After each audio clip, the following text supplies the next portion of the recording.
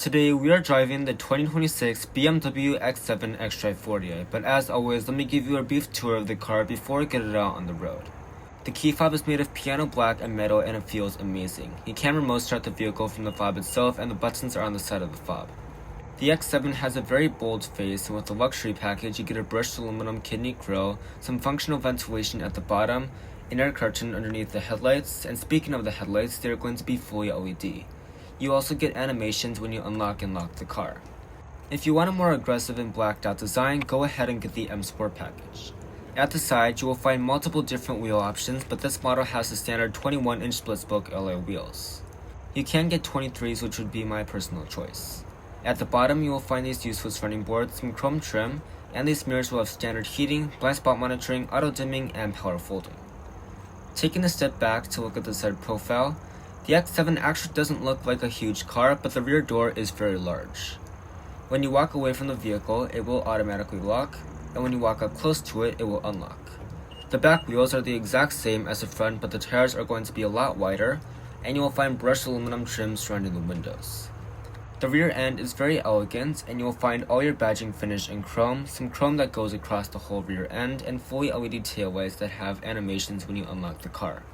At the bottom, you will find brushed aluminum trim and dual exhaust. You can also option on a tow hitch, and the overall towing capacity is 7,700 pounds. One cool thing about the BMW X7 is that you actually get a split tailgate. This can hold up to 600 pounds. As far as the cargo space is concerned, you will find 12.8 cubic feet of space behind the third row. You can also lift up the floor, and there's a ton of space underneath that. You can also fold down the rear seats, which is very easy just by pushing these buttons.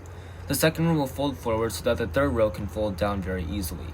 When you fold down the third row, you will find 48.6 cubic feet of space, and its maximum you will find 90.4. Keep in mind that you can also get second row captain's chairs. They are a lot more high-end and comfortable than the bench seats, but they will make the X7 a lot more impractical. They cannot fold down at all, so if you get the captain's chairs with the X7, do not plan on hauling long objects.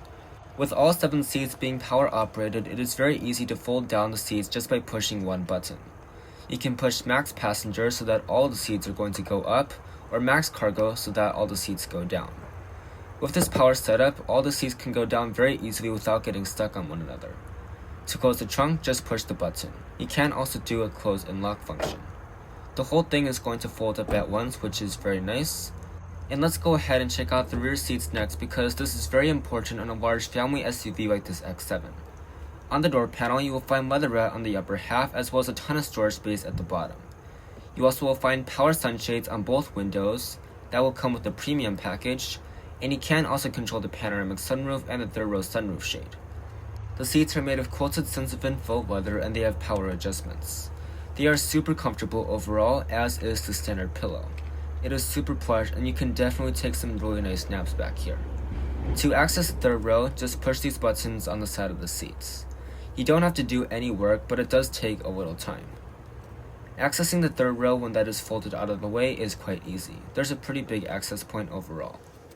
I also want to mention that if you forget to fold up the third row, there are some switches by the second row area, so you don't have to go all the way around to the trunk. With the second row seats slid all the way back when reclined to a comfortable position, there is a good amount of legroom and headroom. For amenities, you get a leather armrest, cup holders, USB-C ports, a 5th-zone climate control, and heated seats. How often do you see that? Additionally, there is a sunroof that does not open but does have a power shade. For the size of vehicle that this car is, the third row is pretty spacious and super luxurious. Obviously, it doesn't have as much space as the Cadillac Escalade or Lincoln Navigator, but for the size of vehicle, that is very impressive. The second row can electronically fold back, which is very nice. And getting into the second row is pretty easy, but the running boards do get in the way if you are a little bit taller. With the front seats slid almost all the way back, I still have a good portion of legroom, and the headroom is great. There's a seat back pocket, and on the back of the seat there's an iPad mount and USB-C ports. In the middle, you will find your 3rd and 4th zones of climate control, heated seat controls, a little cubby, and 2 USB-C ports, as well as a DC outlets. There are also vents, and when you fold down part of the middle seats, you will find a center armrest with a little bit of storage space and 2 cup holders. You can also option on 2 captain's chairs, which will reduce the seating capacity to 6, but it will make the second row experience a lot nicer. You don't get any more amenities, but it does look a lot fancier. You get B-pillar mounted vents, And when you choose the premium package, you will find soft closed doors. Let's go ahead and check out the front of the interior next. At the bottom, you will find these aluminum running boards, which are optional, but they do kind of get in the way if you are taller. On the door panel, you will find 2-person memory seating, a button to control the back seats from the front, all of your switchgear, including a button to raise up the power sunshades in the back. That is the advantage of having everything electronic. You also get these very nice sense of info leather seats that have 20 ways of power adjustment, heating, and ventilation. You can also get a full leather package for the interior, which is very nice. You also get massaging seats as an option. Let's go ahead and start up this X7.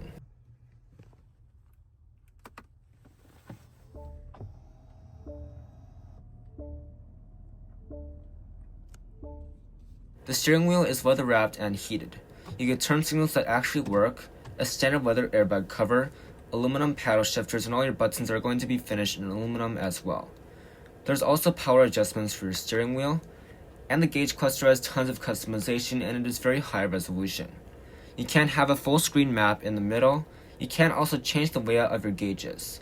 This is the most traditional design, and they also change when you choose different drive modes.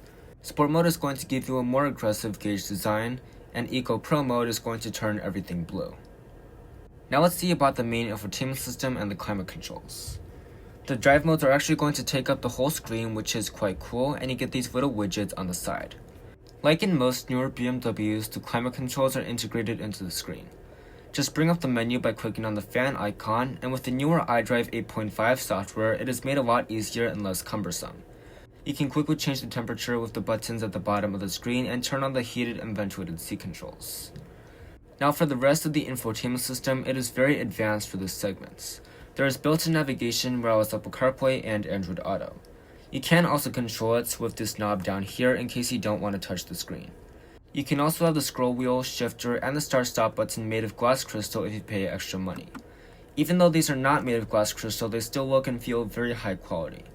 When you go into reverse, you will find a very high resolution backup camera with a 360 view. You get active trajectory and also a 3D view. You can use gesture controls to go around the whole car, so you can see exactly where you are in a parking space. This technology is super cool. There is also a car wash view so that you can line up with the tracks in a car wash.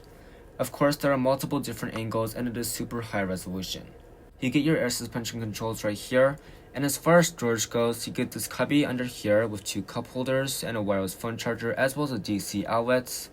And in the center console, you are going to find a decent amount of storage space. It is also going to be rubber lined and includes a USB-C port. Up top, you will find a standard rearview mirror that is auto dimming and these very cool dome lights. There is also a large panoramic sunroof and an optional suede headliner.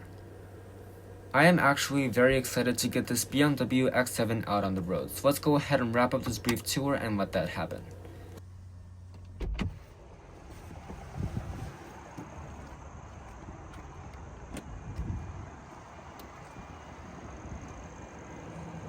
Alright, we are driving the 2026 BMW X7 XDrive40i. As always, let's begin by talking about the specs. Under the hood is a 3-liter turbocharged inline 6-cylinder engine putting out 375 horsepower and 383 pound-feet of torque. That is mated to an 8-speed automatic transmission, and this car gets 21 mpg in the city, 25 on the highway, and 22 combined. This is the B58 engine that everybody knows and loves. This is the base model powertrain in the X7, but I don't think it really deserves the word base because it is actually quite punchy and very quick for the segments. This car is over 5,000 pounds, and for it to do 0 to 60 in 5.5 seconds is super impressive. 5.5 seconds isn't slow, but if you want more performance, get the M60i. That is a 4.4-liter twin-turbo V8 making 523 horsepower and more performance overall. But keep in mind, there is no X7M competition to compete with the GLS 63 and Escalade V. Now let's talk about daily drivability in the city. First of all, ride quality is absolutely amazing. I imagine that with the larger wheels, it isn't going to be as good as this, but still, this is very impressive. I wouldn't expect anything less from a BMW though. Compared to the other vehicles in the segments that are body on frame with the Jeep Grand Wagoneer, Lincoln Navigator, and Cadillac Escalade, this is a lot more pleasing to drive, and it just feels easier to drive because of course it is smaller And unlike the Lincoln Navigator, it doesn't have a solid rear axle to make the ride quality a lot more choppy. The X7 also feels a lot less cumbersome to drive than those body-on-frame competitors. It's not to say that those competitors are bad though, because considering how large they are, I am actually very impressed with how they drive. But with the X7, it just feels easier to zip around town, get in tight parking spaces and go through tight roads, and it just feels easier to drive overall. This is a lot smaller, of course, 203 inches long, which is about 10 inches shorter than most of the competitors, and it does translate to a lot less interior room, but it does pay off when you're driving in the city. Let's go ahead and see an acceleration test from the 3-liter inline 6-cylinder engine.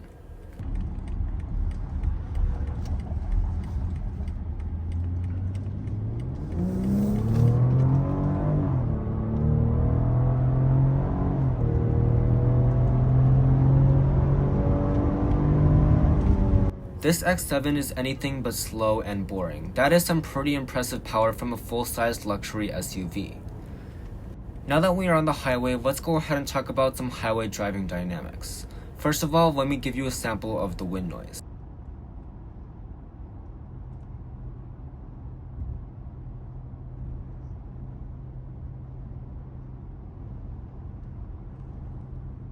Wow, BMW probably makes some of the quietest cars you can drive on the road for under $100,000.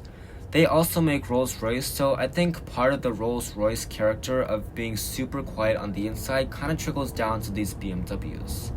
Every time I get into a new BMW, I am super impressed and blown away at how quiet they are, especially at highway speeds.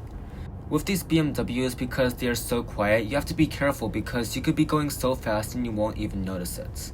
Good thing the X7 comes standard with a head-up display. On the highway, the ride quality of course is amazing like I mentioned in the city, and I feel like it would be an amazing daily driver, commuter car, and a road trip vehicle. There's also a host of driver assistance tech, like a traffic jam assist, so the car will basically drive itself under 40 miles per hour. And for the 2025 model year, they added the new eye lane change feature, so you can just basically look at the mirror for an extended period of time and the car will automatically change lanes.